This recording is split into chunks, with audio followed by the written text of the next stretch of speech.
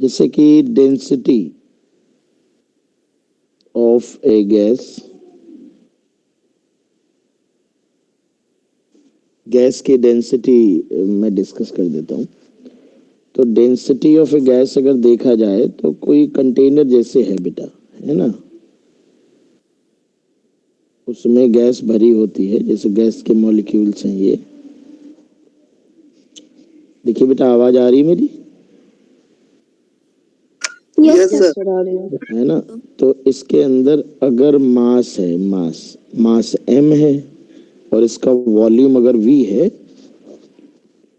तो डेंसिटी का वही बेसिक फॉर्मूला है, मास अपॉन वॉल्यूम।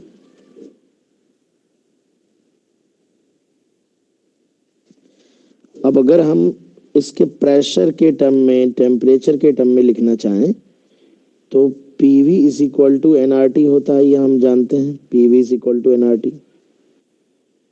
तो नंबर ऑफ मोल्स को लिख सकते हैं mass divided by molar mass, capital M is molar mass, into RT कर सकते हैं। अब यहां से अगर मैं m को इधर भेज दूं और आरटी नीचे आ जाएगा, small m divide by v कर दूं तो यही डेंसिटी हो जाएगा।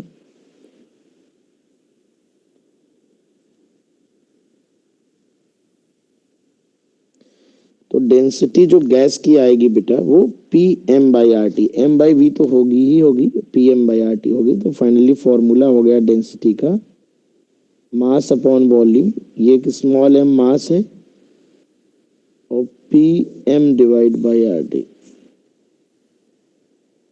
ये हमारे लिए फॉर्मूला आ गया। m जो है वो मोलर मास है, इसको गड़बड़ नहीं करना है।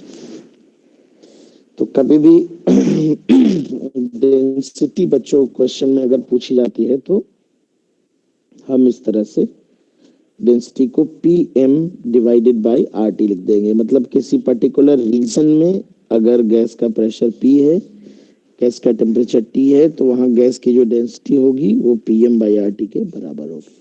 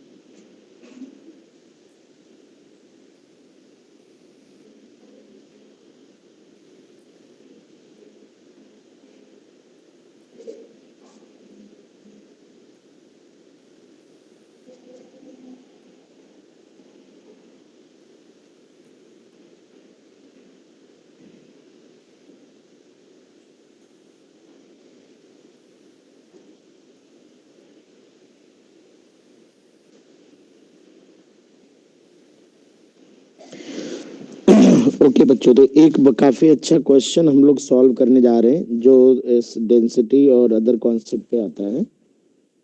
चलिए,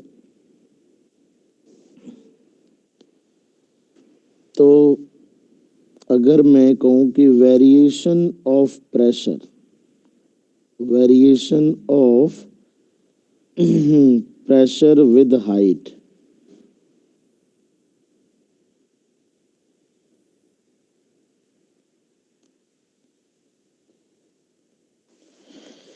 बेटा हाइट के साथ प्रेशर का वेरिएशन, इन्होंने कहा कि कंटेनर है बच्चों, कंटेनर मान लो या ट्यूब मान लो, इसके अंदर गैस भरी हुई है ना?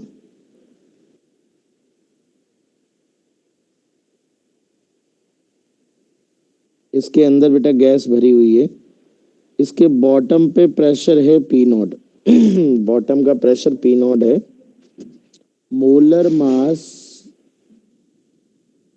कैपिटल एम है, और पूरे में टेम्परेचर टी है जो कि कांस्टेंट है, पूरे में constant through out the tube या container,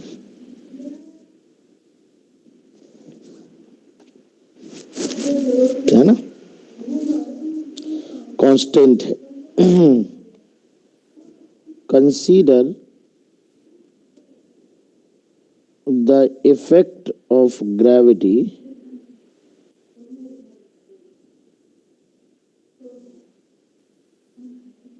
and calculate the pressure at a height h from the bottom,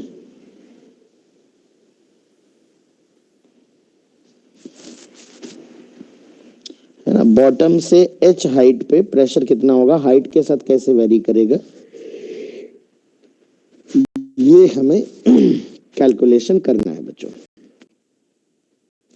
अब मैं आपको बता दूं बच्चों कि ये थोड़ा सा फ्लूइड मैकेनिक्स का भी यहाँ पर प्रयोग किया है, गैस को एक फ्लूइड की तरह कंसीडर किया गया है बेटा, है ना, गैस को एक फ्लूइड की तरह। भाई जनरली हम आइडियल गैसेस में ग्रेविटी का इफेक्ट बच्चों कंसीडर नहीं करते हैं, और ग्रेविटी के कारण हम ये मान के चलते हैं कि इस पूरे रीजन में प्रेशर जो होगा वो सेम होगा, यहाँ यहाँ यहाँ आइसोट्रोपिक नेचर मानते हैं गैस का। लेकिन आपको याद हो कि एक कंटेनर है, अगर उसमें एक लिक्विड भरा हो, लिक्विड, अगर ये लिक्विड भरा हो, अगर मान लीजिए इनकम्प्रेसिबल लिक्विड है, तो मैं आपको याद दिलाना चाहूंगा, हाई स्कूल वाली बात है, अगर दो पॉइंट हो ए और बी, दोनों में एच गैप हो, तो बी का प्रेशर ए के प्रेशर से रो जी एच ज्यादा होता है ना? यानी that is delta P is equal to rho G H. ये लिक्विड वाली कॉन्सेप्ट है। अगर डेंसिटी कांस्टेंट है, फ्लूइड में भी वैलिड है, फ्लूइड में लिक्विड और गैस दोनों आती हैं बेटा, तो गैस के लिए भी लगा सकते हैं अगर ग्रेविटी के इफेक्ट को कंसीडर करें, बट गैस कंप्रेसिबल होती है। अगर हम गैस को एक लिमिटिंग कंडीशन में मान लें कि अब इसके बाद फर्दर कंप्रेस नहीं हो सकती है, इनकम्प्रेसिबल मान लें, तो हम रो को कांस्टेंट मानते हुए उतनी हाइट के लिए लगा सकते हैं जितनी हाइट के लिए डेंसिटी को कांस्टेंट माना जा सके। तो ऊपर वाले, अगर ग्रेविटी का इफेक्ट जब बच्चों होता है ना, तो ऊपर वाला लिक्विड नीचे वाले को पुश करता है और ज्यादा, तो जैसे जैसे गहराई में आते हैं प्रेशर बढ़ता जाता है। सिमिलरली इस ट्यूब में भी जैसे जैसे गहराई में आएंगे वैसे वैसे प्रेशर बढ़ता जाएगा, तो इसी तरह से ग्रेविटी का इफेक्ट होगा। लेकिन नीचे वाली गैस, जब ऊपर वाली गैस नीचे वाले को पुश करेगी ग्रेविटी के कारण, वेट के कारण, तो नीचे वाले गैस की डेंसिटी ज्यादा होती जाएगी, यानी डेंसिटी भी वेरिएबल होगी और प्रेशर भी वेरिएबल होगा। तो P और रो दोनों वेरिएबल होंगे बेटा, दोनों वेरिएबल होंगे। तो हम क्या कर रहे हैं, इस क्वेश्चन को ऐसे सॉल्व करते हैं। टेम्परेचर कांस्टेंट दिया गया है बेटा पूरे ट्यूब में, लेट अस सपोज मान लेते हैं कि ये जो हमारे पास गैस है बेटा, इसके अंदर 1 सेकेंड, लोग ये आधा आधा घंटे लेट आते हैं, बताओ क्या मतलब है।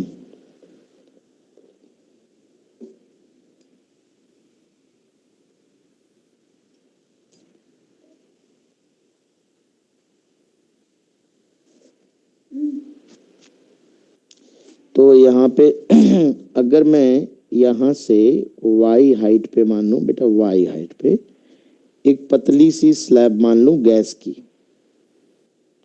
ये समझ लो ये dy मोटाई है इसकी। तो देखो ऊपर जाने पे प्रेशर 200% घटेगा बेटा। अब मेरी बात सुनो, लेकिन मैथमेटिकली जब हम चलते हैं ना, चाहे फंक्शन हमारा इंक्रीजिंग हो चाहे डिक्रीजिंग हो, मान लो ये डिक्रीजिंग फंक्शन है, तो x बराबर x पे हम y मानते हैं, और x प्लस डी एक्स पे हमें मानना होता है तो हम y प्लस डी वाई मानते हैं। ये कन्वेंशन होता है मैथमेटिकली सॉल्व करने का। हालांकि अगर फंक्शन डिक्रीजिंग है तो डी वाई डेफिनेटली नेगेटिव होगा, बट मानते ऐसे ही है।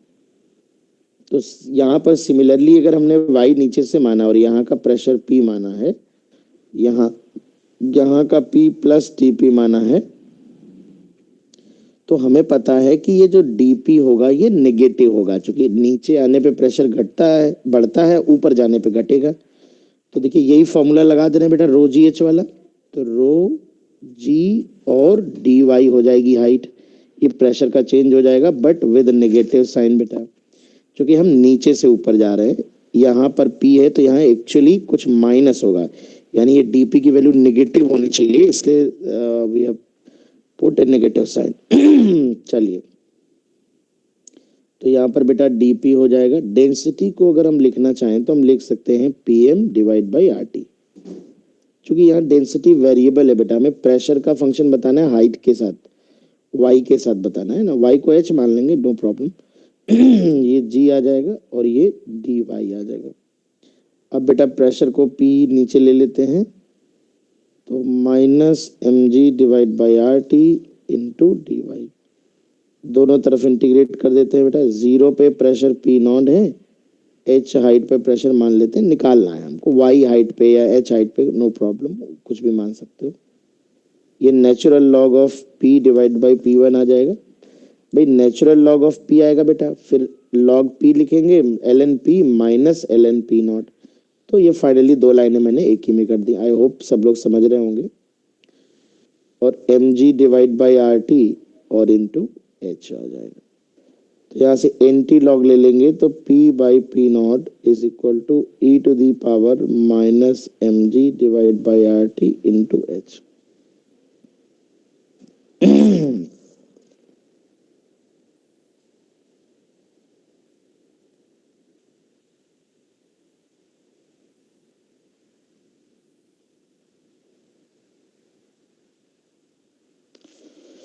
तो इस तरह से आप देख रहे हो कि हाइट के साथ प्रेशर किस तरह से वेरी करेगा, और अगर हमें इसका ग्राफ बनाना हो,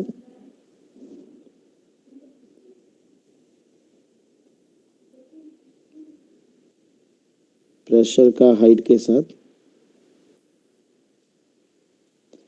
तो एक्सपोनेंशियली डिक्रीजिंग ग्राफ इस तरह से बनेगा, ठीक है ना। तो इसी कॉन्सेप्ट पे एरोडोव में कुछ क्वेश्चन है, मैंने उन सबके सोल्यूशन बना करके काफी पहले बनाए थे एडवांस के लिए। तो जो इंटरेस्टेड स्टूडेंट्स हों तो वो मेरे वो दूसरे वाले पुराने वाले यूट्यूब चैनल पे अनंत अग्निहोत्री वाले पे जा करके वो इस तरह के 3-4 प्रॉब्लम है, एडवांस्ड प्रॉब्लम करके thermodynamics, advanced problem on thermodynamics पे मैंने 3-4 सोल्यूशन वीडियोस बना रखे हैं, सभी एरोडोव के क्वेश्चंस हैं। तो आपको और प्रैक्टिस हो जाएगी कि इस तरह में क्या वेरिएशन हो सकता है। अब जैसे इसी में बेटा देखो क्या वेरिएशन हो सकता है। ये जो टेम्परेचर आप देख रहे हो ना, ये T, ये टेम्परेचर यहाँ पे कांस्टेंट लिया है हमने, ये y का फंक्शन हो सकता है। ये जो T है ये हाइट के साथ बदल सकता है, तो अगर ये y का फंक्शन होगा तो यहाँ इंटीग्रल मैथमेटिक्स बस चेंज हो जाएगी, है ना। तो इस तरह से बच्चों इस क्वेश्चन को आप कर सकते हैं, ठीक है। सेम कॉन्सेप्ट पे बेटा एक सवाल और बनता है, very important question, this is also from IE एरोडोव, कि अगर मैं एक गैस ले लूं एक ट्यूब में,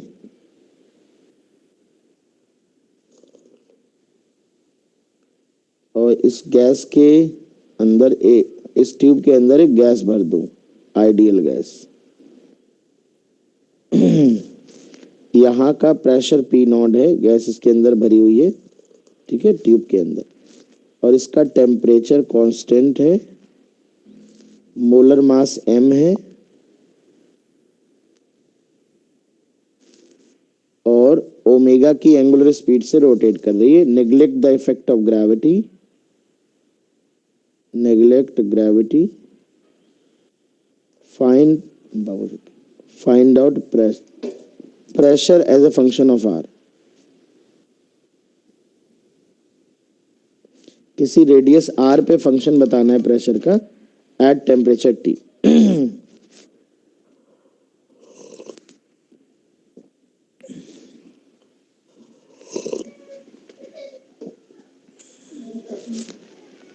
अच्छा, गिलसिया तुम्हारी थी, करिए बेटा, सॉल्व करिए।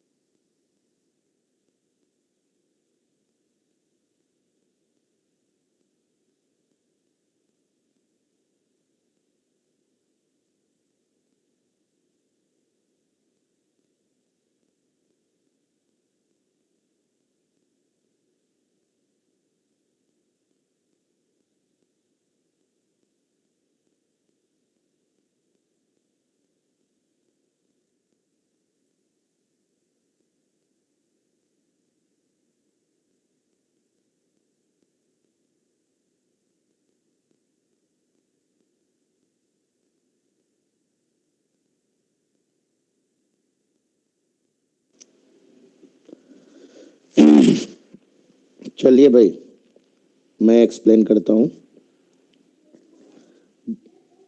आंसर बताओ बेटा आयुष।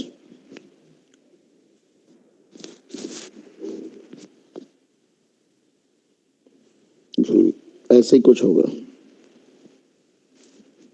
आयुष रिकॉर्डिंग कर रहे हो? ठीक। चलिए बेटा, आइए सबसे पहले जैसे वहां पर हाइट के साथ वेरिएशन समझा था, ऐसे यहाँ पर डिस्टेंस के साथ समझते हैं। और मान लेते हैं बेटा ये एक हमारे पास ट्यूब है।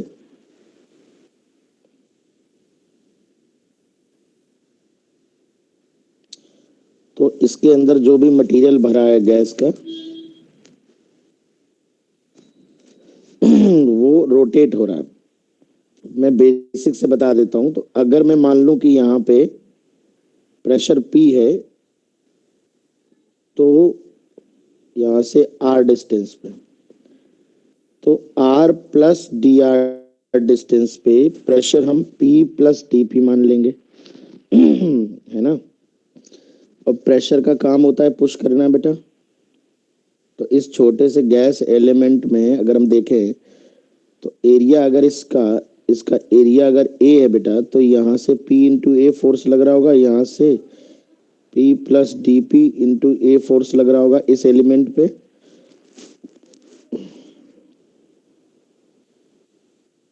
है ना बेटा। इस एलिमेंट पे इधर से P इंटू ए लग रहा होगा, इधर से P प्लस DP इंटू ए लग रहा होगा। और आप ये देखोगे ये जो एलिमेंट है, ये एलिमेंट दरअसल रोटेट कर रहा है सर्कुलर मोशन, जिसमें रेडियस R है बेटा। R रेडियस के सर्कल में ये एलिमेंट रोटेट कर रहा होगा। तो इस एलिमेंट को रोटेट करने के लिए सेंट्रीपेटल फोर्स की आवश्यकता पड़ेगी, जो अंदर की तरफ होना चाहिए। तो centripetal force required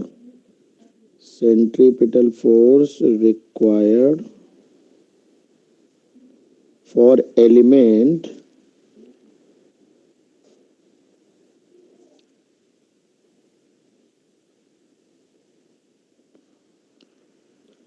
centripetal force required for element क्या आएगा? तो वो आ जाएगा बेटा, देखो P plus D P into A अंदर की तरफ लग रहा है, माइनस P इंटू ए बाहर। तो अंदर की तरफ नेट फोर्स इतना है बेटा, एलिमेंट का मास dm r ओमेगा स्क्वायर। तो ये प्रेशर इंटू एरिया से प्रेशर इंटू एरिया इतना कैंसिल आउट हो जाएगा। तो ये dp इंटू एरिया, डीएम है बेटा डेंसिटी इंटू वॉल्यूम, वॉल्यूम है area into length D R into R omega square. Area से एरिया कैंसिल आउट हो जाएगा। तो DP is equal to rho. अच्छा, रो कांस्टेंट नहीं है बेटा यहाँ पर ट्यूब में। जैसे जैसे इधर जाओगे तो अगर ट्यूब के रिलेटिव में देखोगे तो सेंट्रीफ्यूगल फील्ड बाहर की तरफ लगेगी, which will increase the density on going out on outward direction. So rho we can write it Pm by RT because temperature is constant. R omega square D R. अब हम यहाँ पर लिख लेते हैं dp डिवाइड बाई p और यहाँ से आ जाएगा m omega square divide by R T, R D R. Both side integrate कर देते हैं। जीरो पे जो प्रेशर दिया है वो पी नॉट दिया है, आर पे प्रेशर पी है। तो ये natural log of P divide by P not after integration and putting the limits are T, ये आर स्क्वायर बाई 2 आ जाएगा बेटा, जीरो से आर यही रहेगा। तो ये बाद में एंटी लॉग लेने से बन जाएगा पी नॉट ई की power M omega square R square divide by 2 R T. तो इस तरह से बच्चों ये प्रेशर का फंक्शन हमारा रेडियल डिस्टेंस के साथ आ जाएगा। अगर डेंसिटी चाहिए तो P M by R T में जब ये पी का फंक्शन पुट करोगे तो कुछ P naught M by R T को रो नॉट मान लेना, और ऐसा ही कोई फंक्शन आपको डेंसिटी का भी मिल जाएगा।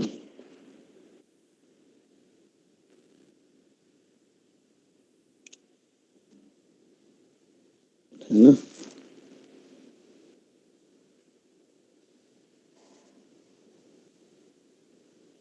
तो इस तरह से आप देख सकते हो बच्चों, ये कुछ अप्लाइड क्वेश्चन है जो basic PV is equal to NRT या डेंसिटी से रिलेटेड है, और डिफरेंट डिफरेंट फील्ड का इफेक्ट, जैसे सेंट्रीफ्यूगल फील्ड का इफेक्ट हो रहा है यहाँ पे प्रेशर पे, और इस तरह के मिलते जुलते सवाल मैंने इस तरह के जो बेसिक कॉन्सेप्ट यूज हो रहे हैं ये फ्लूइड मैकेनिक्स में पढ़ाए हैं। तो फ्लूइड मैकेनिक्स की भी क्लासेस चल रही हैं कुछ बैचेस में, तो उसके भी प्रॉपर रिकॉर्डेड लेक्चर्स रखे हैं। तो खैर बहुत सारे टॉपिक एक साथ नहीं कर पाओगे, तो 2 टॉपिक मैक्सिमम करो साथ में, उसके बाद जब एक टॉपिक कंप्लीट हो जाएगा तब ये करना।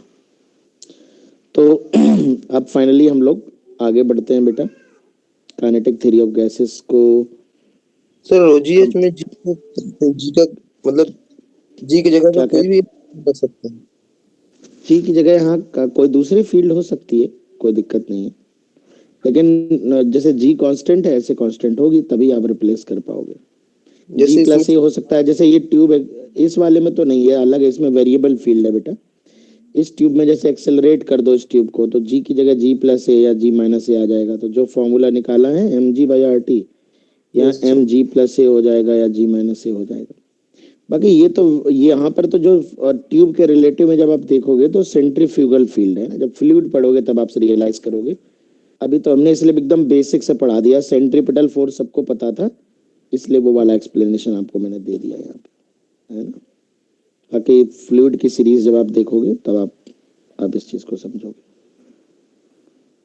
तो बच्चों अब हम लोग स्टार्ट करने जा रहे हैं थर्मोडायनेमिक्स। हालांकि अभी भी थर्मोडायनेमिक्स ही चल रहा है, बट प्रॉपर हम first law of thermodynamics and thermodynamic process वगैरह पढ़ने जा रहे हैं। थर्मोडायनेमिक्स, थर्मोडायनेमिक्स में मेनली बेटा थर्मो मतलब हीट है, और डायनेमिक्स मतलब मोशन, एनर्जी, फोर्स, वर्क से रिलेटेड है। थर्मो का मतलब हीट से है, और डायनेमिक्स का मतलब है मोशन इन्वॉल्व हो रहा है, फोर्स इन्वॉल्व हो रहा है, वर्क इन्वॉल्व हो रहा है, एनर्जी इन्वॉल्व हो रही है।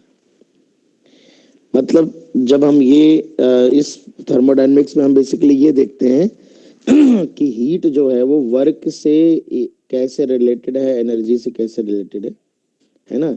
और थर्मोडायनेमिक्स हमें यही सिखाती है कि जो हीट और एनर्जी है या वर्क है वो दोनों एक ही है, और मैकेनिकल वर्क से हम हीट कन्वर्ट कर सकते हैं, और हीट देके हम मैकेनिकल वर्क करवा सकते हैं। तो हीट है या एनर्जी है या वर्क है, तीनों इक्विवेलेंट है, ये हमें इसमें सीखने को मिलता है बेटा।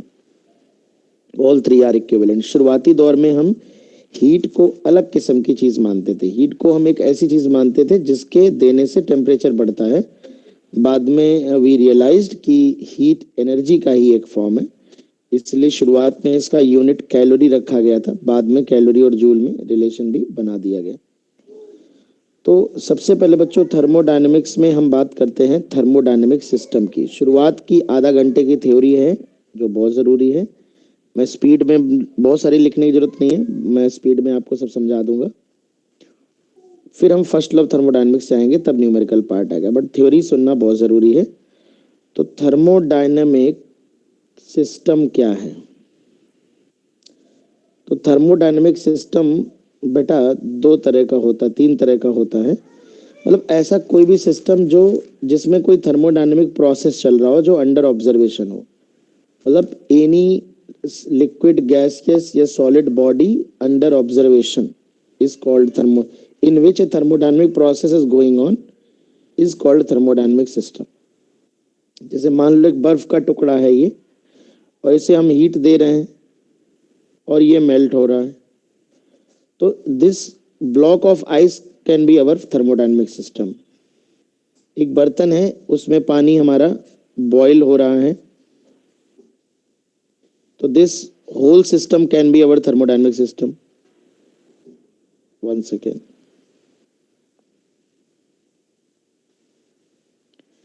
जैसे मान लो बच्चों एक कंटेनर है उसमें गैस भरी हुई है और हम हीटर से हीट कर रहे हैं गैस को, this can be our thermodynamic system. ये वाटर है, तो थर्मोडायनेमिक सिस्टम कुछ भी हो सकता है, ये बर्फ का टुकड़ा हो सकता है, ये पानी हो सकता है जो बॉईल हो रहा है, या ये गैस हो सकती है जिसको हम हीट दे रहे हैं। तो एनी लिक्विड, सॉलिड और gaseous system under our observation in which some thermodynamic changes are made or some thermodynamic process is going on is called thermodynamic system। अच्छा बच्चों, थर्मोडायनेमिक सिस्टम तीन प्रकार के होते हैं, है ना? कोई डेफिनेशन नहीं पूछेगा, बस सुनते चलो। तो एक तो होते हैं बेटा open thermodynamic system, open thermo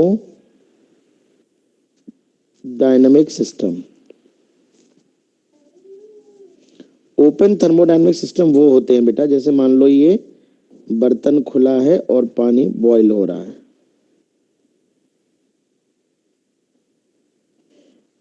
तो ये मटेरियल भी अंदर से बाहर आ जा सकता है और हीट भी अंदर से बाहर आ जा सकती है। मतलब ऐसा थर्मोडायनेमिक सिस्टम बच्चों, जो सिस्टम अपनी सराउंडिंग के साथ एनर्जी और सब्सटेंस मटेरियल दोनों इंटरचेंज कर सकता है, वो ओपन थर्मोडायनेमिक सिस्टम कहलाता है। सबसे पहले यहाँ पर एक चीज और समझिए, एक चीज होती है सिस्टम और सराउंडिंग होती है, और सिस्टम प्लस सराउंडिंग मिलके बनता है यूनिवर्स। बेटा जिस चीज को आप सिस्टम मान रहे हो उसके बाहर की दुनिया सराउंडिंग है, तो दोनों को मिला दोगे तो यूनिवर्स हो जाएगा। मतलब everything outside the system, system के बाहर जो भी है, everything is called surrounding. Surrounding से यहाँ मतलब ये ना समझना सिर्फ आजू बाजू, तुम्हारा घर अगर सिस्टम है, तुम्हारे घर के बाहर जितना भी ब्रह्मांड है वो सब सराउंडिंग है तुम्हारी, है ना? और दोनों को जोड़ दोगे तो यूनिवर्स है ना? तो सिस्टम जो एनर्जी का आदान प्रदान करेगा, गैस या बॉडी या, वो सराउंडिंग के साथ एनर्जी का आदान प्रदान करेगा, है ना? तो ओपन थर्मोडायनेमिक सिस्टम उसे कहते हैं जो मटेरियल का भी आदान प्रदान कर सके और एनर्जी का भी आदान प्रदान कर सके। It can exchange both. Yes yes, ये चाय दे दो जाके। It can exchange both material and energy.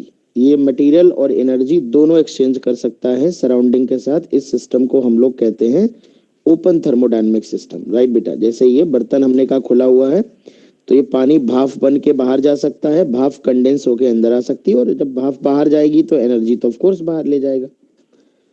Second number पे आता है बच्चों closed thermodynamic system. Closed thermodynamic, TD का मतलब थर्मोडायनेमिक्स है यहाँ पर, सिस्टम।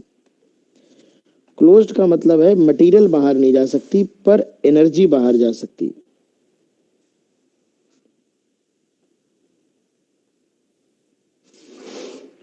ये जो दीवालें हैं, मान लो ये कंडक्टिंग दीवालें हों,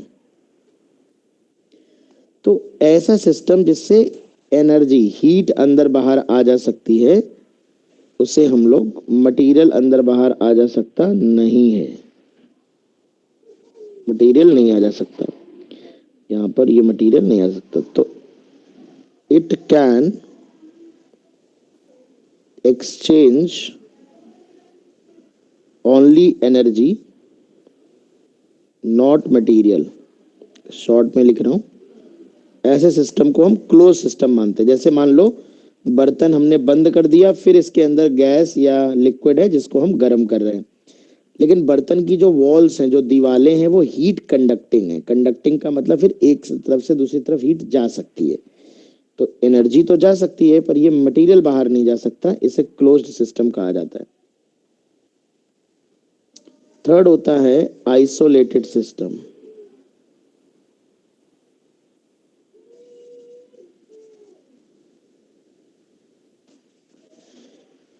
आइसोलेटेड सिस्टम क्या है बच्चों? ध्यान समझो, आइसोलेटेड सिस्टम किसे कहते हैं? ए सिस्टम जो ना तो एनर्जी एक्सचेंज कर सके ना ही material, which can neither exchange material nor energy.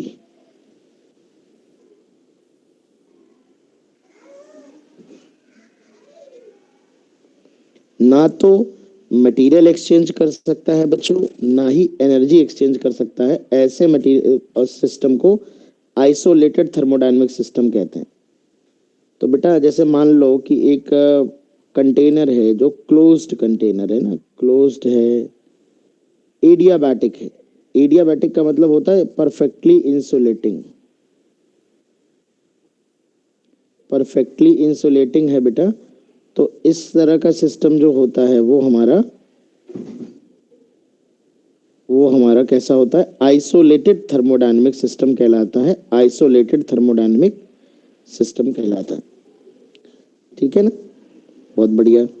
तो तीन तरह के सिस्टम होते हैं बच्चों, थर्मोडायनेमिक सिस्टम होते हैं। अब आता है मुद्दा thermodynamic state, thermodynamic state comma thermodynamic state variables and thermodynamic process।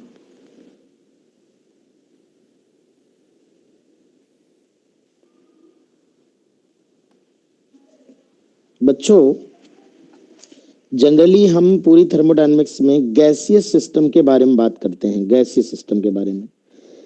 तो हर बॉडी की एक थर्मोडायनेमिक स्टेट होती है, अवस्था होती है। जैसे मान लो अगर हम तुमसे कहें कि ये आयरन का ब्लॉक है और इसका टेम्परेचर 27 डिग्री सेंटीग्रेड है, इसको कुछ हीट दे दी हमने, अभी ये सेम आयरन का ब्लॉक है, इसका टेम्परेचर अभी मैंने 50 डिग्री सेंटीग्रेड कर दिया। तो यहां पर इसका मतलब है बच्चों मैंने इस बॉडी का टेम्परेचर बढ़ा दिया, तो एक थर्मोडायनेमिक स्टेट बदल दी इसकी। यहाँ का टेम्परेचर 27 है, यहाँ का अलग है, तो यहाँ पर हमने क्या किया, ये change in thermodynamic state, thermodynamic state में चेंज कर दिया। ऐसे ही बच्चों वो वेरिएबल्स, इस थर्मोडायनेमिक स्टेट वेरिएबल समझो, वो वेरिएबल्स जो थर्मोडायनेमिक चेंजेस को समझने के लिए हमें चाहिए होते हैं, थर्मोडायनेमिक स्टेट को रिप्रेजेंट करने के लिए चाहिए होते हैं, उन्हें हम थर्मोडायनेमिक स्टेट वेरिएबल कहते हैं। बहुत ध्यान समझना बेटा। जैसे कोई पार्टिकल जब मोशन करता है 3D में, तो आप कहते हो उसकी पोजीशन, मोशन को समझने के लिए पोजीशन में चेंज हो रहा है, तो पोजीशन को समझने के लिए x, y, z कोऑर्डिनेट की आवश्यकता पड़ती है। ऐसे ही अगर एक गैसियस सिस्टम है, मान लो गैसियस सिस्टम,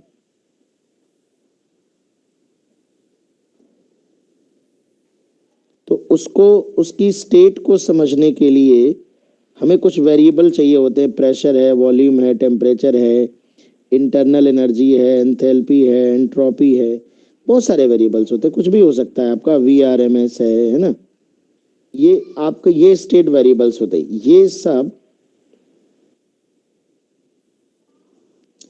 इनमें से हमें कुछ वेरिएबल्स चाहिए होते हैं, जो कम से कम कुछ वेरिएबल्स चाहिए होते हैं जो थर्मोडायनेमिक स्टेट को रिप्रेजेंट करें। जैसे उदाहरण के तौर पर अगर 3D मोशन हो रहा है तो हमें 3 वेरिएबल x, y, z कम से कम चाहिए। अगर हमें x, y, z पता हो टाइम के साथ तो हम सारी चीजें निकाल सकते हैं फिर आगे चल के कुछ भी। ठीक उसी तरह से किसी गैसियस सिस्टम की स्टेट क्या है उसको रिप्रेजेंट करने के लिए हमें 3 वेरिएबल की जरूरत पड़ती है कम से कम, है ना। जैसे यहाँ पर हम अगर मेन बात कहें तो प्रेशर, वॉल्यूम, टेम्परेचर की जरूरत पड़ती है। प्रेशर, वॉल्यूम और टेम्परेचर की जरूरत पड़ती है। तो अगर हम कोई प्रेशर, वॉल्यूम, टेम्परेचर ले रहे हैं तो ये एक थर्मोडायनेमिक स्टेट है, ये एक थर्मोडायनेमिक स्टेट है बच्चों। जैसे हम कह दें कि गैस का प्रेशर 2 एटमॉस्फेरिक प्रेशर है, गैस का वॉल्यूम 3, हमने कहा कि प्रेशर जो है वो 2 एटमॉस्फेरिक है, वॉल्यूम मान लीजिए 5 लीटर है, टेम्परेचर 300 केल्विन है, तो ये एक स्टेट है।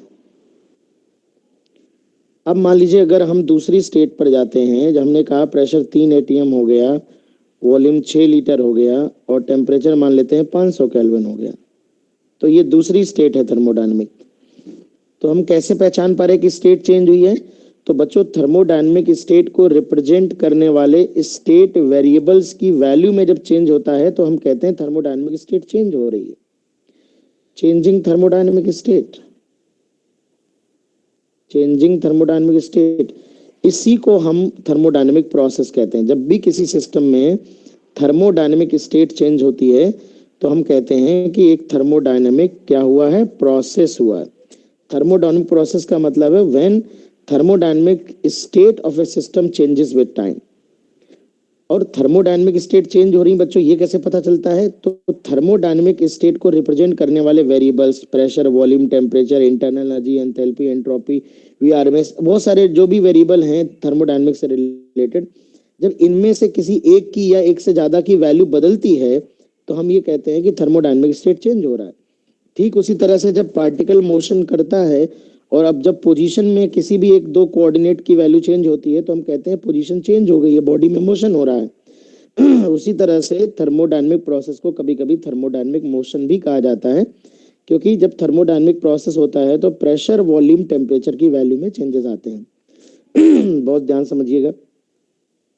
तो थर्मोडायनेमिक स्टेट वेरिएबल्स दो तरह के होते हैं बच्चों। थर्मोडायनेमिक वेरिएबल्स दो तरह के होते हैं। एक होते हैं मैक्रोस्कोपिक, ये मेनली प्रेशर, वॉल्यूम, टेम्परेचर हैं। और एक है माइक्रोस्कोपिक, जैसे इंटरनल एनर्जी है, वीआरएमएस है, kinetic energy of one molecule है। इन्हें हम कैलकुलेटेड भी बोलते हैं।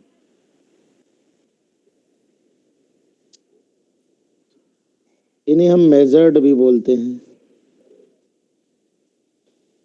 मतलब ये वो थर्मोडायनेमिक प्रॉपर्टीज हैं जो डायरेक्टली मेजर कर सकते हो ना, डायरेक्टली मेजर्ड। अब गैस का वॉल्यूम तो यार जिस कंटेनर में वही है, थर्मामीटर लगाओगे टेम्परेचर नाप लोगे, बैरोमीटर लगाओगे प्रेशर नाप लोगे, पर डायरेक्टली मेजर नहीं कर सकते हो इन्हें, है ना, कैलकुलेटेड होते हैं ये डायरेक्टली नापे नहीं जा सकते कि तुमने मशीन लगाई वीआरएमएस नाप लिया, है ना। अब मशीन डेवलप कर दो अलग बात है, बट इस तरह के इनकी मदद से हम इनको कैलकुलेट करते हैं ना। ये डिपेंडेंट कह सकते हो आप, है ना, इन लोगों पे डिपेंड करते हैं। अगर हमें पी और वी और टी की वैल्यू पता है तो we can find out values of all the thermodynamic variables, चाहे वो काइनेटिक एनर्जी, वीआरएमएस हो, यू हो, एनीथिंग। तो थर्मोडायनेमिक वेरिएबल्स दो तरह के होते हैं, वेरिएबल्स कह लो या थर्मोडायनेमिक स्टेट वेरिएबल्स कह लो। तो ये दो तरह के होते हैं। प्रेशर, वॉल्यूम, टेम्परेचर बच्चों मैक्रोस्कोपिक हैं और ये बाकी के माइक्रोस्कोपिक हैं। तो हम ये कहते हैं कि when one value of one और more thermodynamic state variable changes with time, we say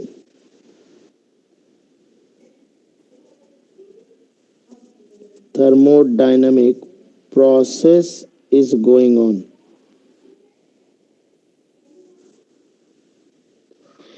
अगर एक या एक से ज्यादा थर्मोडायनेमिक वेरिएबल्स की वैल्यू में चेंज आता है तो हम कहते हैं कि प्रोसेस में चेंज हो, थर्मोडायनेमिक प्रोसेस हो रहा है ना, थर्मोडायनेमिक प्रोसेस हो रहा है।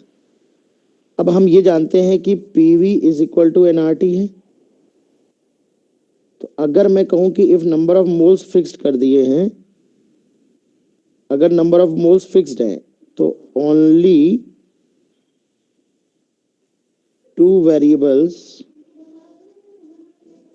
are required to express the state.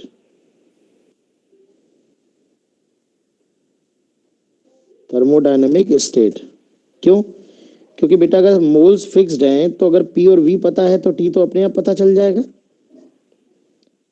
तो अगर जैसे पी कॉमा वी में लिख सकते हो या वी कॉमा टी में लिख सकते हो या पी कॉमा टी में लिख सकते हो, है ना, कोई भी दो चीजें पता होंगी बेटा तो हम तीसरी चीज अपने आप निकाल लेंगे, और जब पीवीटी आ जाएगा तो सारी चीजें आ जाएंगी, चाहे वो एंट्रोपी हो, चाहे एंथैल्पी हो, चाहे वो कोई चीज हो, है ना, इंटरनल एनर्जी हो, V RMS, V most probable, V average हो।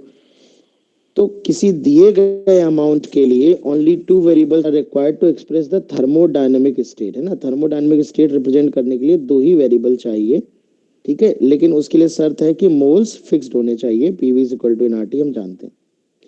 इसीलिए बेटा जैसे कोई भी हम थर्मोडायनेमिक प्रोसेस का ग्राफ बनाते हैं, कोई थर्मोडायनेमिक प्रोसेस का ग्राफ बनाते हैं, मान लो ऐसा पीवी ग्राफ बनाते हैं हम लोग, तो इस कोई भी पॉइंट होता है, जैसे यहाँ पर बेटा वॉल्यूम V1 होता है, प्रेशर P1 होता है, तो V1 comma P1, each point on the graph, each point on the graph क्या है, each point on the graph A thermodynamic state है, एक थर्मोडायनेमिक स्टेट को रिप्रेजेंट कर रहा है। मान लो एरो इधर है, तो यहाँ पर क्या है, V2 कॉमा P2, ये अलग पॉइंट है। तो अगर इस ग्राफ के सहारे हम आएंगे तो हम कहेंगे कि थर्मोडायनेमिक स्टेट चेंज हो रही है। अगर थर्मोडायनेमिक स्टेट चेंज हो रही है तो हम ये कहेंगे कि यहाँ से यहाँ आने में अगर थर्मोडायनेमिक स्टेट चेंज हो रही है तो यहाँ पर यानी इसमें थर्मोडायनेमिक प्रोसेस हो रहा है, तभी थर्मोडायनेमिक स्टेट चेंज हो रही होगी। तो ये सारी बातें बच्चों एक ही पॉइंट में क्लियर है, मैं हेडिंग दिखा देता हूँ आपको। थर्मोडायनेमिक स्टेट क्या होती है, तो बच्चों वही जो प्रेशर, वॉल्यूम, टेम्परेचर के टर्म में जब आप एक्सप्रेस करते हो उसे थर्मोडायनेमिक स्टेट कहते हैं। तो थर्मोडायनेमिक स्टेट वेरिएबल्स, किसी थर्मोडायनेमिक स्टेट को रिप्रेजेंट करने के लिए जो वेरिएबल्स की आवश्यकता होती है, जो थर्मोडायनेमिक प्रॉपर्टीज या उनकी कोऑर्डिनेट्स की आवश्यकता होती है, pressure, volume, temperature, internal energy, enthalpy, entropy, V RMS, V most probable, इन सबको थर्मोडायनेमिक स्टेट वेरिएबल्स कहते हैं। थर्मोडायनेमिक प्रोसेस क्या होता है, जब किसी सिस्टम में थर्मोडायनेमिक स्टेट वेरिएबल्स की वैल्यू में चेंजेस आते हैं तो हम ये कहते हैं कि थर्मोडायनेमिक प्रोसेस हो रहा है। स्टेट को रिप्रेजेंट करने के लिए तो वैसे तीन प्रॉपर सफिशिएंट वेरिएबल्स होने चाहिए, पीवीटी जैसे हो गया, प्रेशर, वॉल्यूम, टेम्परेचर। लेकिन अगर इनमें से मोल्स फिक्स हो, और चूंकि इनमें एक रिलेशन होता है, अगर नंबर ऑफ मोल्स फिक्स है बेटा, और अगर हमें पी और वी पता है तो टी पता चल जाएगा, वी और टी पता है तो पी पता चल जाएगा, पी और टी पता है तो वी पता चल जाएगा। तो only two variables are required to express the state. अगर मोल्स फिक्स्ड है तो ये दो ही से काम चल जाएगा। इसीलिए हम किसी भी थर्मोडायनेमिक प्रोसेस को एक ग्राफ से रिप्रेजेंट कर सकते हैं, जो टू डायमेंशनल ग्राफ होगा, दो एक्सेस का ग्राफ होगा। और जब भी हम किसी प्रोसेस का ग्राफ बनाएंगे या कोई ग्राफ बनाएंगे तो उस ग्राफ का हर पॉइंट, ईच पॉइंट एक थर्मोडायनेमिक स्टेट को, ऑन ए ग्राफ एक थर्मोडायनेमिक स्टेट को रिप्रेजेंट कर रहा है बेटा। तो ये जब यहाँ पर प्रोसेस में, इसमें ग्राफ में आगे बढ़ेंगे तो डिफरेंट डिफरेंट पॉइंट्स पे स्टेट अलग अलग आएगी, and definitely we can say that this graph represents a thermodynamic process. तो ये बच्चों थ्योरेटिकल बातें हो गई, व्हाट इज थर्मोडायनेमिक प्रोसेस। बस 10 मिनट की बातें और हम करेंगे, फिर हम लोग सीधे फर्स्ट लॉ ऑफ थर्मोडायनेमिक्स पे आ जाएंगे।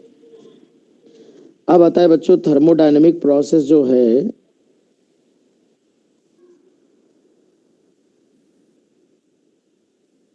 वो दो तरह के हो सकते हैं बच्चों।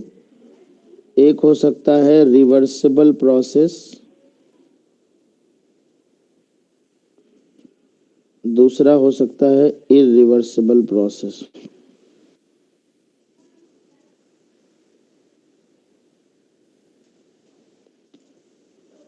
रिवर्सिबल प्रोसेस एक आइडियल प्रोसेस है, ठीक है ना, जो जनरली हमारे नेचर में बहुत कम पाया जाता है, जनरली पाया नहीं जाता, तो देख लेते हैं रिवर्सिबल प्रोसेस क्या है बेटा।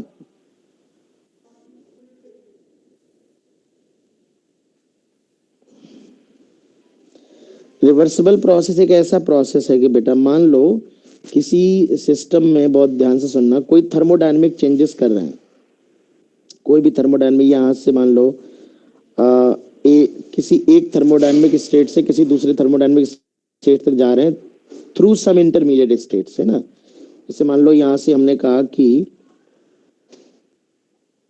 यहाँ से हम ऐसे जा रहे हैं ए से बी, तो अगर हम इस प्रोसेस को सेम पाथ से रिवर्स कर सकते हैं तो हम कहेंगे ये रिवर्सिबल प्रोसेस। मतलब अगर मैं प्रोसेस की डायरेक्शन को रिवर्स करूं और उसी पाथ से होते हुए इनिशियल पॉइंट तक आ जाऊं तो मैं कहूंगा कि प्रोसेस रिवर्सिबल प्रोसेस है। बट जनरली बेटा ऐसा प्रैक्टिकली पॉसिबल नहीं होता है ना। क्योंकि इसलिए पॉसिबल नहीं होता है, तुम ऐसा समझो कि मान लो तुम घर से कोचिंग गए और तुमसे कहा जाए कि तुम्हें रिवर्सिबल मोशन परफॉर्म करना है, तो रिवर्सिबल मोशन का मतलब फिर ये होगा कि जाते वक्त तुम जहां जहां तुम्हारे कदम पड़े थे, लौटते वक्त बिल्कुल उल्टा सीक्वेंस में, जाते वक्त जैसे कदम पड़े थे लौटते वक्त भी वैसे ही कदम पड़ने चाहिए। और चौराहे पे अगर तुम थोड़ा मुस्कुराए थे जाते वक्त तो लौटते वक्त भी उतना ही मुस्कुराना है जितना, हर चीज हर इवेंट रिपीट होनी चाहिए अपोजिट सीक्वेंस में। उल्टी डायरेक्शन में प्रोसेस परफॉर्म करने का मतलब होता है कि जब बी से ए की तरफ गैस वापस आए तो सभी इंटरमीडिएट पॉइंट्स को अपोजिट सीक्वेंस में रिपीट करे। ऐसा नहीं होना चाहिए मान लो हम यहाँ से निकले फिर इस चौराहे पे गए, ये इस स्टेट पे आए, फिर यहाँ पर गए और फिर ये कोचिंग पहुंच गए, लौटते वक्त भी हम मान लो इन्हीं चौराहों से होते हुए आ रहे, लेकिन इस बार हम इधर से आए फिर इधर से आ गए और फिर हम इधर से आ गए। तब तो फिर ये हम आए तो इस चौराहे पे भी पहुंचे, ये इंटरमीडिएट स्टेट भी पकड़ी, ये भी पकड़ी, फिर वहां आ भी गए। बट ये वाले प्रोसेस को रिवर्स नहीं किया हमने। अगर हम इसी रास्ते से आते हैं, बिल्कुल सिर्फ कुछ इंटरमीडिएट स्टेट्स रिपीट करने वाली बात नहीं होती है, हमें हर इंटरमीडिएट स्टेट्स रिपीट करने वाली बात होती है। और दो स्टेट के बीच में अगर एक कॉन्टिन्यूअस चेंज किया है, मतलब एक इधर से इधर चेंज किया है, तो जितनी भी इंटरमीडिएट स्टेट्स हैं, अगर ये कंटिन्यूअस प्रोसेस है और कंटिन्यूअस प्रोसेस परफॉर्म हो रहा है तो उसमें इनफाइनाइट इंटरमीडिएट स्टेट्स होती हैं बेटा। हर एक स्टेट रिपीट होनी चाहिए, ठीक है, जो कि प्रैक्टिकली पॉसिबल नहीं है। तो आप कह सकते हो कि ये एक आइडियल प्रोसेस है, नेचर में जनरली पाया नहीं जाता, ठीक है। और ये एक ऐसा प्रोसेस है कि जिनमें हम अगर प्रोसेस की डायरेक्शन को रिवर्स करें तो via same path, via through all the intermediate states we can reverse the process.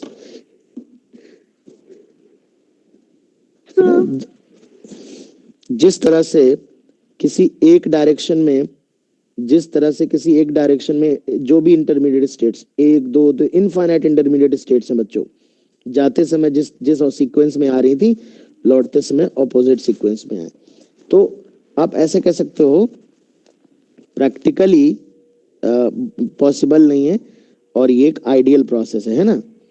तो इरिवर्सिबल प्रोसेस में क्या होता है बेटा, इरिवर्सिबल प्रोसेस में क्या होता है कि उसमें मोस्टली प्रोसेस इरिवर्सिबल होते हैं, उसमें आप रिपीट नहीं कर सकते हो, मतलब उसमें आप ऑपोजिट डायरेक्शन में आओगे तो उसी पाथ से वापस नहीं आ पाओगे, है ना। जैसे मान लो हम तुमसे कहते हैं टायर है, टायर में हवा है, टायर फट गया, हवा निकल गई। अब जिस तरह से टायर फटा होगा, हवा निकली होगी, वो हवा वापस उसी तरह से टायर में नहीं आ सकती है ना। तो ये एक पूरी तरह से देखा जा सकता है कि इरिवर्सिबल प्रोसेस है, जिसे बिल्कुल उसी तरह से रिवर्स नहीं किया जा सकता। तो कहने का मतलब है काफी मैक्सिमम प्रोसेस जो नेचर में होते हैं वो हमारे इरिवर्सिबल होते हैं। एक बात और इम्पोर्टेंट है कि रिवर्सिबल प्रोसेस को, यस सर, यहाँ पर केमिकल चेंज की बात नहीं करेंगे? Chemical change can be reversible? नहीं, मैं तो गैसियस सिस्टम के थर्मोडायनामिक चेंजेस की बात कर रहा हूँ। बाकी केमिकल चेंजेस का तो मुझे कोई वो नहीं है, हो सकता है केमिकल चेंज रिवर्सिबल होते हो, डेफिनेटली रिवर्सिबल हो सकते हैं, लेकिन यहाँ पर हम बात किसी थर्मोडायनामिक प्रोसेस की कर रहे हैं। थर्मोडायनामिक प्रोसेस रिवर्सिबल और इरिवर्सिबल है ना बेटा।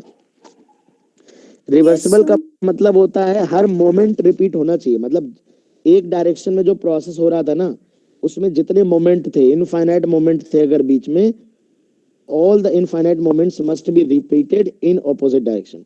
और जहां तक मेरा मानना है कि जो भी रिवर्सिबल चेंजेस होते हैं वो मोस्टली 100% रिवर्सिबल नहीं होते हैं, ठीक है ना। वो कहीं ना कहीं कोई ना कोई चीज उसमें गड़बड़ होती है। बाकी केमिकल मुझे अभी इतना याद नहीं आज की तारीख में, मैं थर्मोडायनामिक चेंजेस की बात कर रहा हूँ बेटा, ठीक है। Okay sir. हाँ, तो अब आप देखिए जरा इसको कि ये जो हम ग्राफ बनाते हैं ना, कॉन्टिन्यूअस ग्राफ बनाते हैं, ये तभी बना सकते हैं जब रिवर्सिबल प्रोसेस हो, अदरवाइज बना ही नहीं सकते। अगर इरिवर्सिबल प्रोसेस होता उसमें हमें क्या होता है कि हमें इंटरमीडिएट स्टेट पता नहीं होती। जैसे मैंने कहा कि टायर फट गया, हवा निकल गई, तो टायर के अंदर जब थी तो स्टेट क्या थी ये हमें पता है, और हवा निकलने के बाद स्टेट क्या है ये पता है हमें। तो हमें इनिशियल स्टेट पता है, हमने फाइनल पता है, बीच का हमें कुछ पता नहीं क्या हुआ, है ना, बीच की स्टेट्स हमें नोन नहीं है। तो इरिवर्सिबल प्रोसेस में we can draw initial, final और सम इंटरमीडिएट, एक आधा इंटरमीडिएट भी बना सकते हैं अगर जानकारी हो, मल्टी स्टेप रिवर्सिबल प्रोसेस हो। बट कॉन्टिन्यूअस प्रोसेस बनाने का मतलब ही ये होता है कि प्रोसेस रिवर्सिबल है, and we know about each and every intermediate state of the process. हमें सभी इंटरमीडिएट स्टेट के बारे में जानकारी है तभी हम इस तरह का ग्राफ बनाते हैं। तो कॉन्टिन्यूअस ग्राफ जो बनता है वो केवल रिवर्सिबल प्रोसेस में बनता है, इरिवर्सिबल प्रोसेस में हमें इंटरमीडिएट स्टेट पता नहीं होती।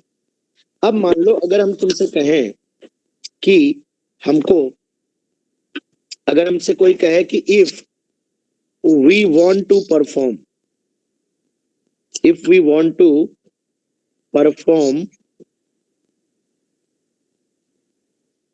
a reversible process,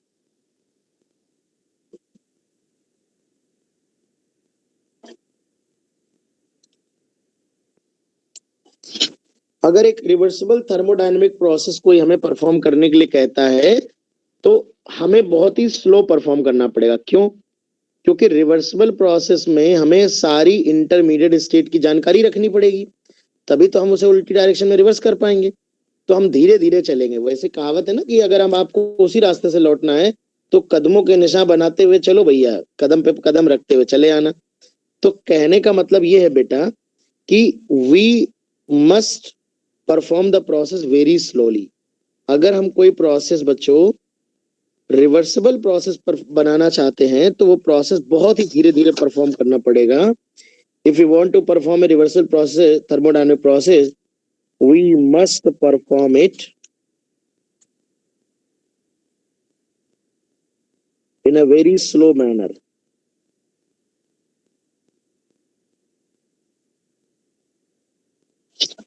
Such processes, as such a slow process, बहुत ही slow process are called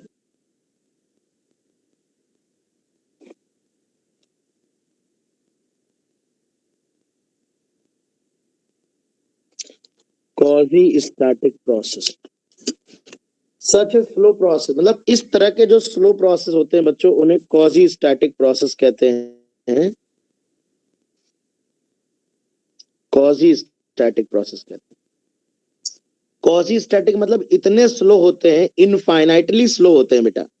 जैसे मान लो अगर मैं तुमसे कहूं कि क्वाजी स्टैटिक मोशन कर रही कोई बॉडी, तो इतनी धीरे धीरे मूव कर रही है कि जब आप उसे देखोगे तो ऐसा लगेगा कि चल ही नहीं रही, रुकी हुई है, लेकिन वो एक्चुअली धीरे धीरे चल रही होगी, लेकिन आपको हर पल वो रुकी हुई दिखाई पड़ेगी। लेकिन आप जब अब थोड़े समय में देखोगे तो आपको लगेगा कि हल्का सा ये मूव कर गई है, डिस्प्लेस कर गई है। तो इतना धीरे धीरे मूव कर रही है कि उस मोशन को आप ऑब्जर्व नहीं कर पाओगे। तो इस तरह के मोशन को क्वाजी स्टैटिक मोशन कहते हैं। क्वाजी स्टैटिक मतलब जो चेंज हो रहा हो पर वो चेंज आंखों को नजर ना आ रहा हो। इसी तरह से थर्मोडायनेमिक में अगर क्वाजी स्टैटिक प्रोसेस है, it means process is such a slow process that हमें ऐसा लगेगा कि प्रोसेस हो ही नहीं रहा है। तो इतना स्लो प्रोसेस जब होता है then only we can say process is reversible. यानी वैसे तो रिवर्सिबल प्रोसेस एक आइडियल थर्मोडायनेमिक प्रोसेस होता है which is generally not possible to perform, but if we want to perform such a reversible process, we must perform it very very slowly, and such type of processes are called quasi-static process. ठीक है, तो ये तो बात हो गई reversible और irreversible process की। तो अपने कोर्स में मैक्सिमम प्रोसेस जो है बेटा, जो अपने थर्मोडायनेमिक्स में है आईटीजेई के कोर्स में, वो हमारे कोर्स में केवल और केवल रिवर्सिबल थर्मोडायनेमिक प्रोसेस है, आइसोथर्मल हो, एडियाबैटिक हो, कोई भी हो, वो mostly questions reversible thermodynamic process के आते हैं। तो अब लास्ट में हम एक छोटी सी चीज और समझेंगे, व्हाट इज थर्मोडायनेमिक इक्विलिब्रियम।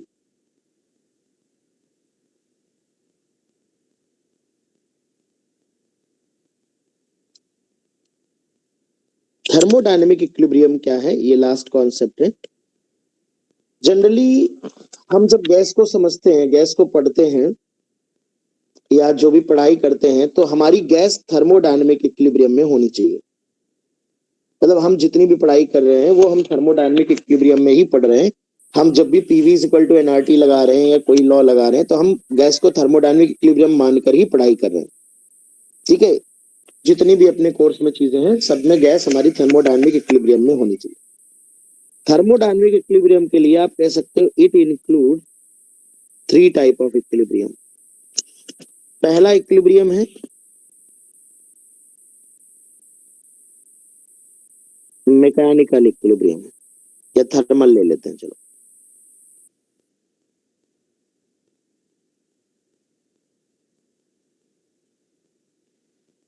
दूसरा इक्विलिब्रियम यहां पर है मैकेनिकल इक्विलिब्रियम।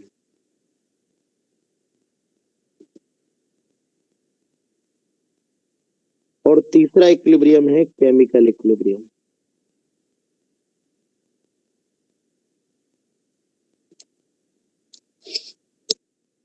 तो कोई भी गैसियस सिस्टम है ना, कोई भी अगर गैसियस सिस्टम या गैस हमारी थर्मोडायनेमिक इक्विलिब्रियम में है, तो हम कहेंगे वो थर्मल इक्विलिब्रियम में भी होगी, मैकेनिकल इक्विलिब्रियम में भी होगी, केमिकल इक्विलिब्रियम में भी। इसका मतलब क्या है, मतलब समझो। थर्मल इक्विलिब्रियम का मतलब है, मान लो ये कोई गैस है बेटा, और यहाँ पर गैस है कोई,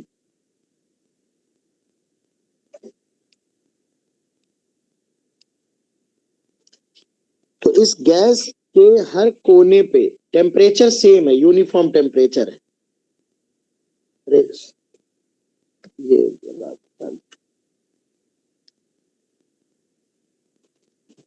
तो गैस के हर कोने में टेम्परेचर यूनिफॉर्म, मतलब थर्मल इक्विलिब्रियम का मतलब है बेटा, जो टेम्परेचर है वो यूनिफॉर्म है थ्रू आउट द गैस। तो ऐसा ना हो कि इस कोने का टेम्परेचर अलग है, इस कोने का अलग है, इस कोने का अलग है। तो थर्मल इक्विलिब्रियम का मतलब है कि गैस के हर पोर्शन का टेम्परेचर सेम है। अगर मैं कह रहा हूं कि टेम्परेचर 300 केल्विन है, तो फिर 300 केल्विन में ये ना हो कि यहाँ का 300, यहाँ का 250, यहाँ का 400, एवरेज 300 नहीं। 300 का मतलब हम ये मानते हैं पूरी गैस का टेम्परेचर 300 है। तभी बेटा हम PV is equal to NRT लगा सकते हैं। मतलब अपनी पढ़ाई में हम जो पढ़ाई कर रहे हैं और हमने अब तक जो पढ़ाई करी है, उसमें हम आइडियल गैस को थर्मोडायनेमिक इक्विलिब्रियम में मानकर ही पढ़ाई करी है। हमसे पूछा गया है कि भैया गैस का टेम्परेचर कितना है, तो हम कहते हैं 400 केल्विन है। इसका मतलब हम ये मानते हैं कि पूरी गैस का टेम्परेचर 400 केल्विन है ना बेटा। तो यही थर्मल इक्विलिब्रियम है कि गैस के हर कोने में टेम्परेचर सेम होना चाहिए।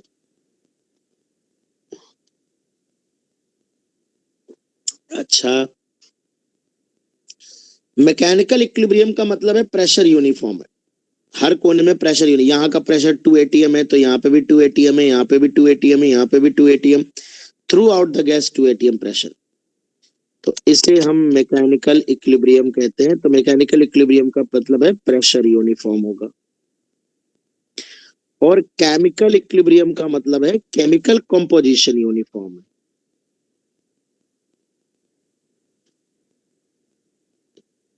केमिकल कंपोजिशन यूनिफॉर्म है। रेट ऑफ फॉरवर्ड रिएक्शन ये सब ना समझने लगना, यहाँ पर वो मीनिंग नहीं है। केमिकल, जैसे मान लो अगर मैं तुमसे कहूं कि मैंने कुछ दो ए और बी, दो गैसेस का मिक्सचर है हमारे पास में, है ना, ए और बी दो गैसेस का मिक्सचर है। तो अगर ए और बी 2:3 के रेशियो में गैस का मिक्सचर है, तो इस कोने में अगर मैं छोटा सा पोर्शन ले लूं, तो यहाँ पर भी 2:3 के रेशियो में होनी चाहिए दोनों गैस। यहाँ पर भी 2:3 के रेशियो में, यहाँ पर भी 2:3 के रेशियो में, यहाँ भी 2:3 के रेशियो में, यहाँ भी यूनिफॉर्म होना चाहिए पूरे पूरे में केमिकल कॉम्पोजिशन, जैसा यहाँ वैसा वहां, ऐसे ऐसी इस तरह से पूरे में यूनिफॉर्म होना चाहिए। तो हम ये कहेंगे हमारी गैसियस सिस्टम जो है वो उसमें केमिकल इक्विलिब्रियम मेंटेन। तो जब ये तीन चीजें बच्चों होल्ड करती हैं तो हम कहते हैं कि हमारी गैस थर्मोडायनेमिक इक्विलिब्रियम में है हमारी गैस। और हम जितनी भी पढ़ाई करें, मैं बार बार कह रहा हूं, whenever we will apply PV is equal to nRT, we will assume that gas is in thermal equilibrium. आप कह सकते हो whenever we apply PV is equal to nRT, comma, we assume the gas at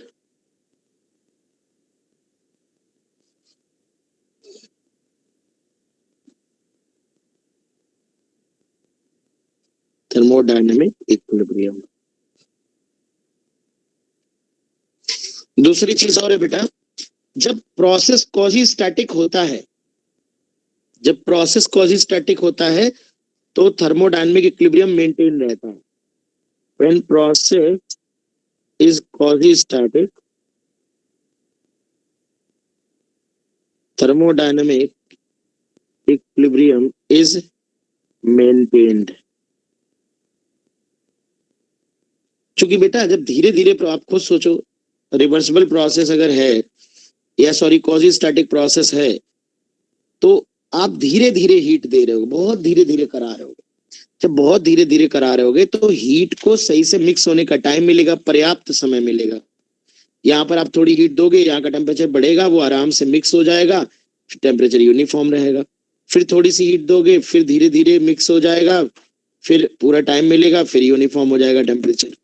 लेकिन अगर आप बहुत जल्दी जल्दी प्रोसेस करा रहे हो, सडन चेंज करा रहे हो, आपने यहाँ इस कोने में हीट दे दी, खटाक से यहाँ हीटर लगा के, यहाँ हीटर लगा के हीट दे दी, तो इस कोने की गैस तो बढ़ गई, टेम्परेचर तो बढ़ गया इस कोने में, लेकिन बाकी कोने में टेम्परेचर 300 ही, यहाँ पे 500 है।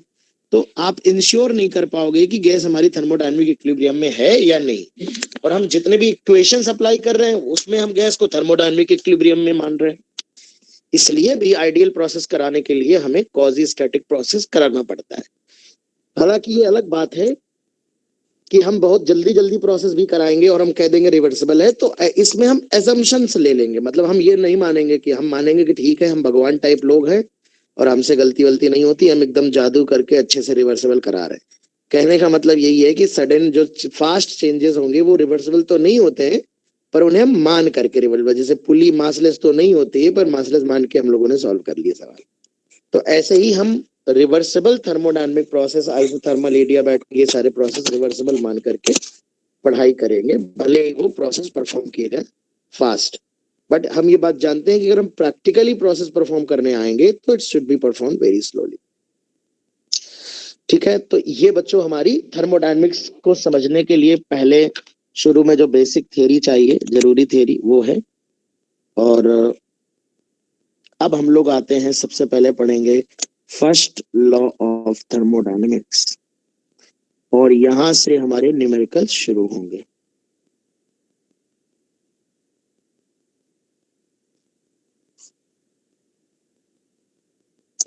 First law of thermodynamics conservation of energy पे प्रिंसिपल पे आधारित है बच्चों। और केमिस्ट्री और फिजिक्स में इक्वेशन जरूर अलग अलग बनती है पर कॉन्सेप्ट एक ही है। मैं दोनों एक्सप्लेन कर दूंगा आपको कि दोनों का मीनिंग एक ही है और उसमें कोई परेशान होने वाली बात नहीं है। आओ देखो बेटा, तो फर्स्ट लॉ ऑफ थर्मोडायनेमिक्स कहता है, एनर्जी कंजर्वेशन पे बेस्ड है, हमने है ना, तो आप कह सकते हो it is based on conservation of energy. Conservation of energy पर बेस्ड है। कैसे बेटा? देखो पहले तो आप बहुत ध्यान समझो कि गैसियस सिस्टम जो है, गैस जो होती है, गैस के पास जो एनर्जी होती है वो बेसिकली उसके मॉलिक्यूल की काइनेटिक एनर्जी होती है बेटा, ये भूल मत जाना।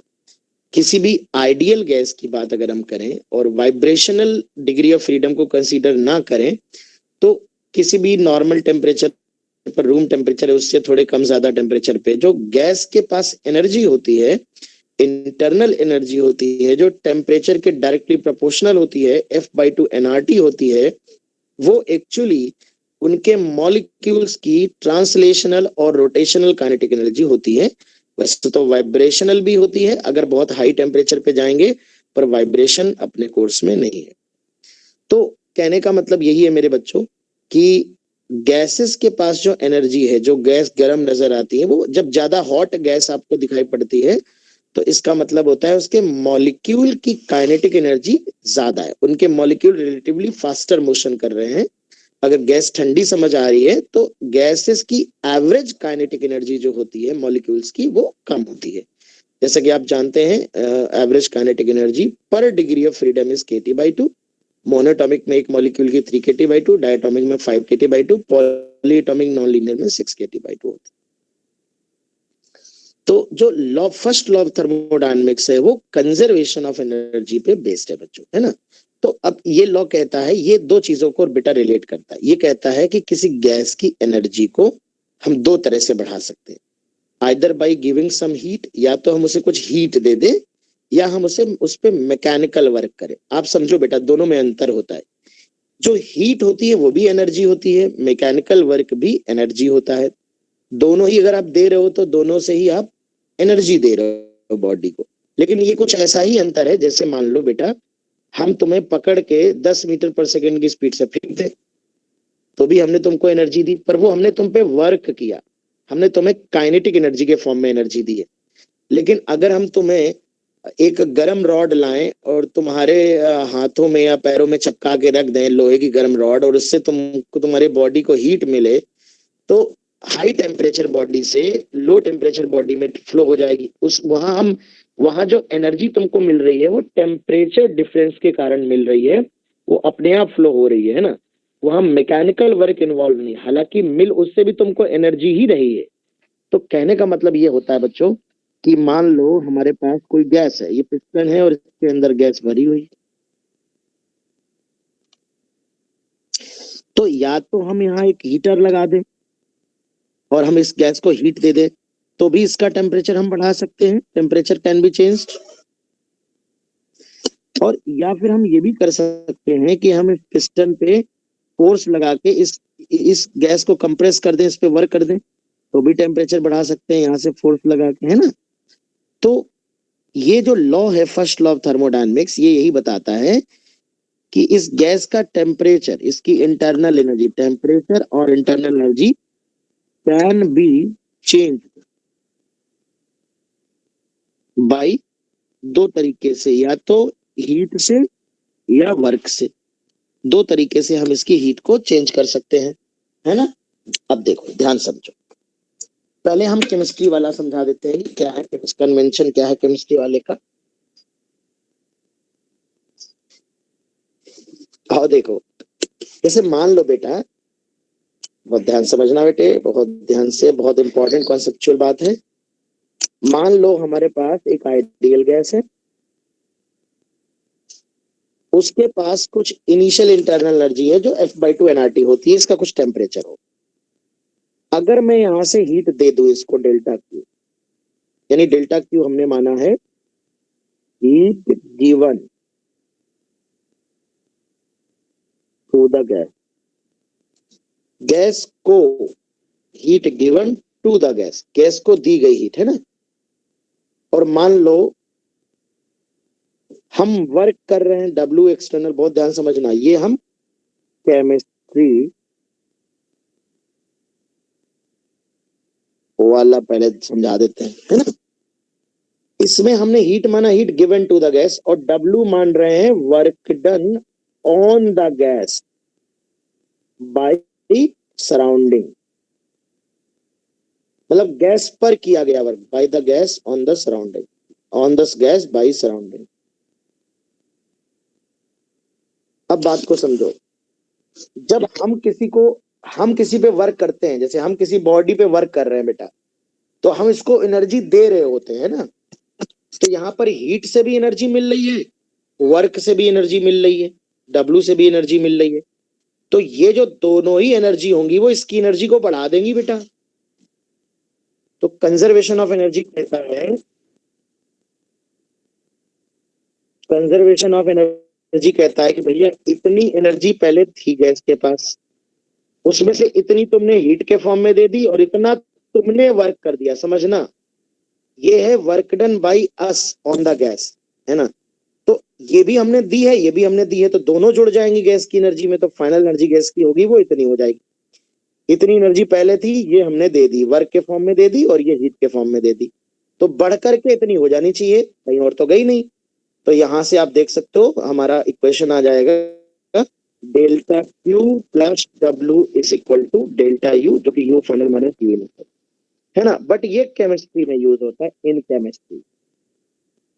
हम फिजिक्स में कन्वेंशन थोड़ा चेंज कर देते हैं, कॉन्सेप्ट में कोई दिक्कत नहीं, कॉन्सेप्ट वही है बेटा, हम बस डब्ल्यू की मान्यता बदल देते हैं थोड़ी सी। हम क्या कर रहे हैं, हम फिजिक्स में जो इन फिजिक्स जो है या फिजिक्स,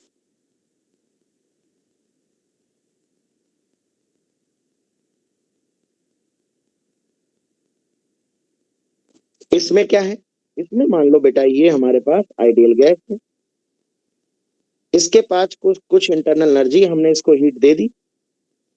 यहां हम डेल्टा क्यू तो मान रहे हैं heat given to the gas, but हम डब्ल्यू मान रहे हैं वर्क, समझना, work done by the gas W मान रहे हैं। यानी हमने जो डब्ल्यू माना कन्वेंशन बदल दिया। देखो यहां हमने डब्ल्यू को माना था work done on the gas, यानी गैस को की गैस पर किया गया वर्क डन डब्ल्यू है, तो यानी डब्ल्यू जो थी वो गैस को दी गई ऊर्जा थी। लेकिन यहां पर हम work done by the gas मान रहे हैं। अब देखो सुनो, यानी यहाँ गैस वर्क डन कर रही सराउंडिंग पे W, work done by the gas on the surrounding, तो मानने का ढंग बदल दिया बस बेटा। तो सुनो, जब हम वर्क डन करते हैं किसी पे तो हमारी एनर्जी घटती है। जैसे अगर आप वर्क डन कर रहे हो तो आपकी ऊर्जा कम होगी, लेकिन आप जिस पर वर्क डन कर रहे हो उसकी बढ़ेगी। यानी यहाँ पर गैस स्वयं वर्क कर रही है दूसरों पर, तो इस वर्क के कारण एनर्जी बढ़ेगी नहीं घटेगी बेटा, क्योंकि ये गैस खुद वर्क कर रही, खर्च कर रही है एनर्जी। आप जब वर्क करते हो तो आपकी एनर्जी खर्च होती है बेटा, तो इतनी एनर्जी मिल रही है गैस को, ये एनर्जी गैस को खर्च कर रही है। तो समझना बहुत ध्यान से, कंजर्वेशन ऑफ एनर्जी समझना, कंजर्वेशन।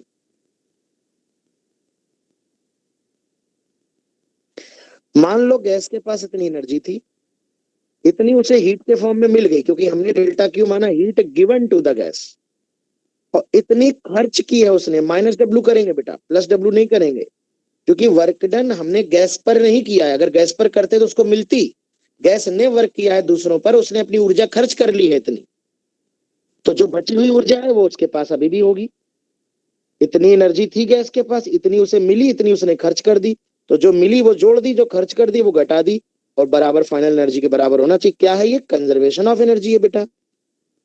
तो अब आप यहां से देख सकते हो delta Q is equal to, या U final minus U initial plus W इधर चला जाएगा, डेल्टा यू प्लस डब्ल्यू, इसे डेल्टा डब्ल्यू भी कहते हैं, ये है यूज्ड इन फिजिक्स। तो सुनो मेरे लाल पीले, कॉन्सेप्ट में अंतर नहीं है, कन्वेंशन का अंतर है, डब्ल्यू की मान्यता का अंतर है। बात समझ रहे हैं ना, वो work done on the gas W को मानते हैं, हम work done by the gas मानते हैं। यानी हम जब भी डब्ल्यू की वैल्यू पुट करेंगे, डब्ल्यू की वैल्यू जो भी आएगी वो work done by the gas आएगी। अब यहाँ पर इतना समझने के बावजूद भी बच्चे गलती करते हैं। क्या करते हैं, जैसे मान लो अगर हमसे कहें डेल्टा क्यू पॉजिटिव कब आता है, हम जो माना है वही हो रहा है तो पॉजिटिव, और जो माना है उसका उल्टा हो रहा है तो नेगेटिव। तो heat given to the gas होगा या heat absorb by the gas होगा तो पॉजिटिव आएगा, नेगेटिव होगा तो हीट रिजेक्टेड होगा बाय द गैस।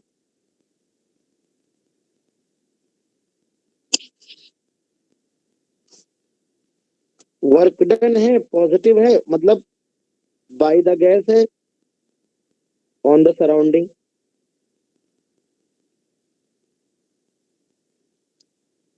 नेगेटिव है means work is done on the gas.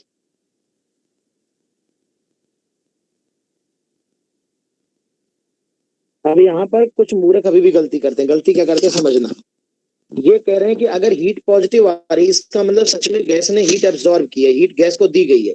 अगर नेगेटिव आ रही है तो हीट गैस ने रिजेक्ट की है, गैस से बाहर आई है। वर्क डन की अगर हमारे वाले इस फॉर्मूले में अगर डब्ल्यू की वैल्यू पॉजिटिव आ रही है, यानी work done by the gas माना था तो बाय द गैस ही होगा ऑन द सराउंडिंग। बट अगर डब्ल्यू नेगेटिव आ रहा है मतलब work is done, work gas पर हो रहा है। अब सुनो गड़बड़ क्या कर देते हैं बच्चे, देखो गड़ नालायकी समझो। मान लो डेल्टा क्यू की वैल्यू आ गई -40। इसका मतलब बच्चों से पूछोगे बेटा -40 क्या है, तो बच्चे कहते हैं सर निगेटिव है। निगेटिव का मतलब तो हो गया sir heat rejected by the gas है, ये heat rejected by the gas minus. अरे नहीं पगलो, बकलोल कहेंगे, समझो। माइनस के साथ लिखा है डेल्टा क्यू क्या था, ये है heat given to the gas, यानी heat given to the gas -40 है, यानी गैस को दी गई हीट -40 है। पर -40 हीट देने का क्या मतलब है यार, हीट तो 40 मैग्नीट्यूड थोड़े ना नेगेटिव हो जाएगा। -40 गैस को दी गई, इसका तात्पर्य यह है कि heat rejected, actually heat rejected by the gas is 30। Sorry minus हटा देते हैं। यानी कि जब हीट डेल्टा क्यू की वैल्यू निगेटिव आ रही है और आप -40 ही लिख रहे हो तो फिर आप रिजेक्टेड शब्द नहीं प्रयोग करोगे। Heat given to the gas ही डेल्टा क्यू को माना है। सो डेल्टा क्यू अगर -40 आ रहा है इट मींस आपने गैस को दी गई हीट -40 है। पर यार सोचो किसी को -40 देने का क्या मतलब है, किसी के पास 100 रुपए है उसको -40 रुपए दे दो, तो 100 में -40 जोड़ोगे 60 ही बचेंगे उसके पास, यानी तुमने उससे 40 रुपए ले लिए वास्तविकता में। तो गैस को -40 देने का मतलब गैस से हीट ले ली गई है 40, है ना। इसका ये शब्द भावार्थ निकलता है कि ये चीज भैया ऐसा हो रहा है। तो अब कई बच्चे सोचते हैं सर निगेटिव है इसका मतलब heat rejected by the gas is -40। Rejected शब्द का प्रयोग भी कर रहे हो, माइनस भी लगा देते हैं, फिर क्या मतलब हुआ बे। तो इसलिए माइनस प्लस जो भी आ रहा है अगर साइन के साथ लिख रहे हो तो वही लिखो जो कन्वेंशन है, लेकिन अगर माइनस हटा के लिख रहे हो तो फिर वो मीनिंग बदल जाएगा। जैसे अगर मैं कहूँ कि वर्क डन, रुक जाओ पहले कंप्लीट कर देना, इस बात पीडीएफ भेजने वाले हैं। अगर मैं कहूँ वर्क डन 100 जूल है प्लस 100 जूल है, तो पहले आप ये समझो कि डब्ल्यू माना क्या था, आपने माना है W work done by the gas. आपने कन्वेंशन क्या माना था, work done by the gas माना है। इसका सिंपल सा मतलब है work done by the gas 100 है, और चूंकि पॉजिटिव है इसका मतलब work done by the gas ही हो रहा है। लेकिन अगर मैं कहूं ये -100 है तो इसका मतलब ये, अब जैसे बच्चे कहते हैं सर वर्क डन नेगेटिव है तो ये work done on the gas होगा, डेफिनेटली होगा। लेकिन ऑन द गैस का मतलब अगर लेकिन डब्ल्यू को कहा जाए कि डब्ल्यू क्या है, तो डब्ल्यू तो work done by the gas ही है। यानी कि यहां पर अगर कोई पूछे work done by the gas कितना है, work done it means work done by the gas is -100 joule. ये वर्क डन पूरा लिखोगे तो ये बाय द गैस ही है, लेकिन नेगेटिव का मतलब ये है, मीनिंग ये है कि वर्क डन, नेगेटिव का मतलब ये हुआ work done on the gas जो हो रहा है वो 100 जूल हो रहा है ना। अगर आप नेगेटिव हटा दे तो गैस दूसरों पर नेगेटिव वर्क कर रही है, इसका मतलब मैं आगे आपको समझाऊंगा कि कोई गैस पे वर्क कर रहा होगा और 100 का, तो जिसने गैस पे 100 का वर्क किया होगा उस पे गैस ने सराउंडिंग पे -100 का किया होगा। तो W इज इक्वल टू -100 का मीनिंग ये होगा कि गैस के द्वारा किया गया वर्क डन -100 है, जिसका अर्थ ये है कि कोई गैस पे 100 जूल वर्क कर रहा होगा। तो निगेटिव आने पे तुम ये जरूर पहचान जाना कि work done on the gas हो रहा है, बट जब ऑन द गैस लिखोगे तो माइनस साइन हटा के लिखना। अगर ऑन द गैस भी लिख दिया और माइनस भी लिख दिया तब तो उसका उल्टा यहाँ पर 100 हो जाएगा, जो कि गलत हो जाएगा तुम्हारा। तो मैं ये कह रहा हूँ कि जब तुम साइन के साथ लिखते हो तो वही लिखना जो कन्वेंशन माना है, लेकिन नेगेटिव साइन आने का मतलब ये हुआ कि जब तुम नेगेटिव साइन हटाकर उस मैग्नीट्यूड को लिखोगे तो वो चीज पलट जाएगी। इसका मतलब उल्टा प्रोसेस हो रहा है। नेगेटिव आने का तात्पर्य ये है कि हीट दी नहीं जा रही, हीट निकल रही है, वर्क डन गैस नहीं कर रही है, वर्क डन गैस पे कोई कर रहा है, कोई गैस को कंप्रेस कर रहा है। ठीक है, तो बाकी हम इसके कैलकुलेशंस और कैसे अप्लाई करते हैं वो सारी चीजें नेक्स्ट क्लास में करेंगे। आज बेसिक पार्ट कंप्लीट कर दिया है, नेक्स्ट क्लास में बच्चों हम इसको चर्चा करेंगे। ठीक है, that's all for today. Notes में भेज रहा हूँ।